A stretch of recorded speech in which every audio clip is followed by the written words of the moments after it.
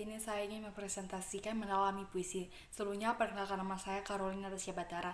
Saya berasal dari kelas 10 MIPA 7. Mendalami puisi. Yang bagian A, mengidentifikasi komponen penting dalam puisi. Puisi adalah salah satu karya sastra yang banyak disukai karena disajikan dalam bentuk yang indah dan sifatnya yang imajinatif. Contohnya yaitu puisi doa karya Chairil Anwar yang terdiri dari 2 bait. Menentukan suasana dalam puisi. Suasana merupakan keadaan jiwa pembaca setelah membaca puisi tersebut. Misalnya sedih, bahagia, iba, rindu, dan sebagainya. Contohnya itu dalam puisi Aku Ingin karya Sapardi Djoko Damono. Setelah kita membaca puisi tersebut, kita dapat merasakan bahwa puisi tersebut merupakan ungkapan cinta seseorang pada kekasihnya, merasakan kerelaan berkorban demi sang kekasih. Menentukan tema puisi. Tema adalah ide dasar yang mendasari sebuah tulisan atau puisi.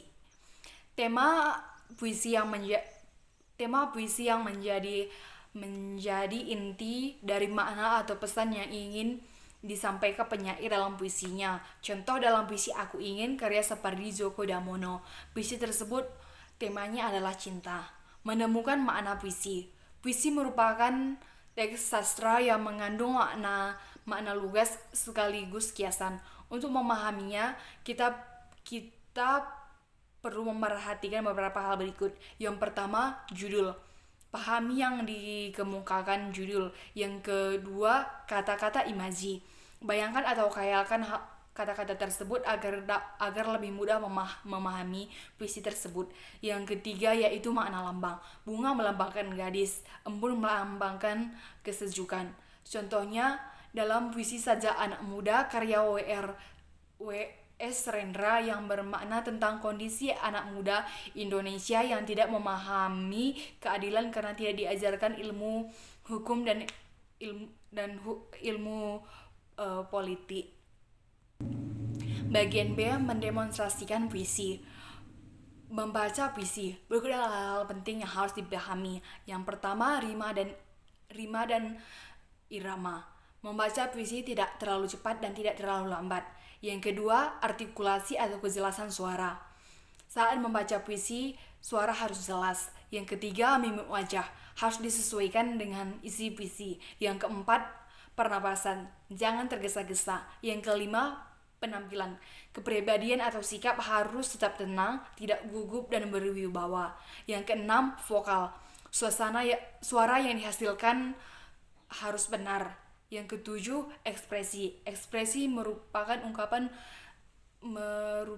perubahan raut muka untuk dalam mengungkapkan gagasan. Yang kedelapan, ada intonasi, yaitu merupakan ketetapan dalam menentukan keras lembutnya pengucapan suatu kata. Teknik membaca puisi. Membaca puisi berulang-ulang di dalam hati. Yang kedua, memberi tanda tertentu, misalnya tanda jeda. Yang ketiga, memahami suasana, tema, dan makna puisinya. Yang keempat, menghayati suasana, tema, dan makna puisi untuk mengekspresikan puisi yang akan dibaca. Musikalisasi puisi. Musikalisasi puisi adalah puisi yang dinyanyikan sehingga seorang yang belum paham menjadi paham. Dengan mengkolaborasikan antara musik dan sastra. Bagian C, menganalisis unsur pembangun puisi. Menganalisis diksi dalam puisi. Diksi adalah pilihan kata. Beberapa hal yang perlu diperhatikan dalam menentukan diksi. Yang pertama, makna kias atau konotatif, bukan makna sebenarnya. Yang kedua, lambang atau simbol. Lambang tersebut dimasukkan untuk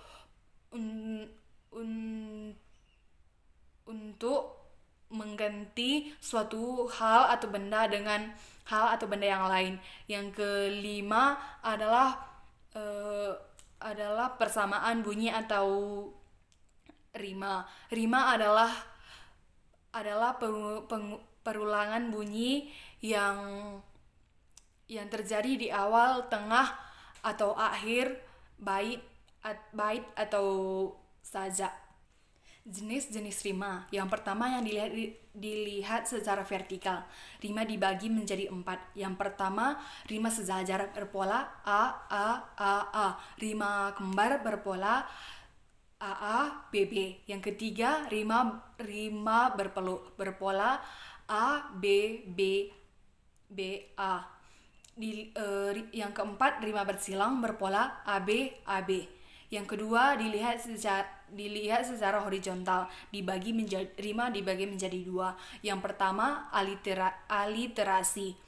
Aliterasi merupakan persamaan bunyi konsonan pada setiap kata dalam satu baris.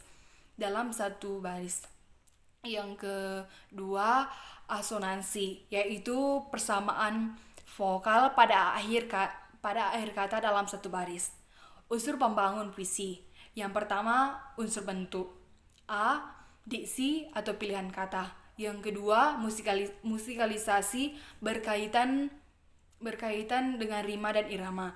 Yang ketiga, gaya bahasa. Penggunaan bahasa khusus untuk memperoleh efek-efek tertentu yang menyebabkan kalimat puisi jadi lebih hidup. Yang keempat, imaji. Menimbulkan pembaca seolah-olah melihat, merasa, mendengar, dan mencium sesuatu yang diungkapkan penyair. Yang keenam, kata konkret, yaitu kata yang melambangkan makna tertentu dalam sebuah kalimat. Yang ketujuh, ada tipografi, yaitu perwajaan bentuk susunan kata, lari, bait dalam puisi. Unsur isi terdiri dari 4. Yang pertama, tema. Yang kedua, rasa. Yang ketiga, nada. Yang keempat, amanat. Menjelaskan imaji dalam puisi. Imaji disebut juga dengan citraan, yaitu kesan yang berkaitan dengan panca indera, yang mengakibatkan pembaca seolah-olah melihat, mendengar, merasa, meraba sesuatu yang diungkapkan penyair. Jenis-jenis imaji. Yang pertama, imaji visual, yaitu pengimajian menggunakan kata-kata yang menggambarkan seolah-olah objek yang dicitrakan dapat dilihat. Yang kedua, imaji auditif, yaitu pengimajian dengan menggunakan kata-kata ungkapan seolah-olah objek yang dicitrakan sungguh didengar pembaca.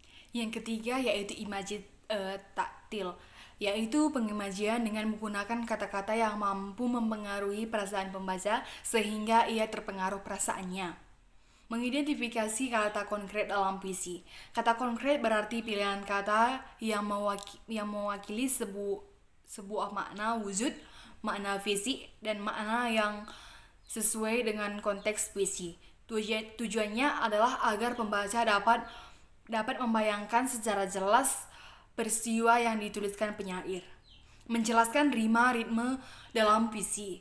Rima adalah bunyi yang ditimbulkan oleh huruf atau kata-kata dalam larik dan bait.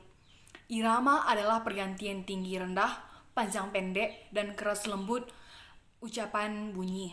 Berdasarkan jenis bunyi yang diulang, rima dibagi menjadi 8.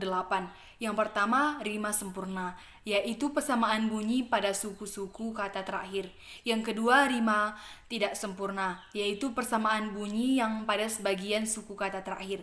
Yang ketiga, rima mutlak, yaitu persamaan bunyi pada dua kata atau lebih secara mutlak atau sebunyi. Yang keempat, yaitu rima terbuka, yaitu persamaan bunyi yang pada suku akhir terbuka dengan vokal sama. Yang kelima, yaitu rima tertutup, yaitu persamaan bunyi pada suku kata tertutup atau konsonan. Yang kedelapan, yaitu rima aliterasi, yaitu persamaan bunyi pada bunyi awal kata pada baris yang sama atau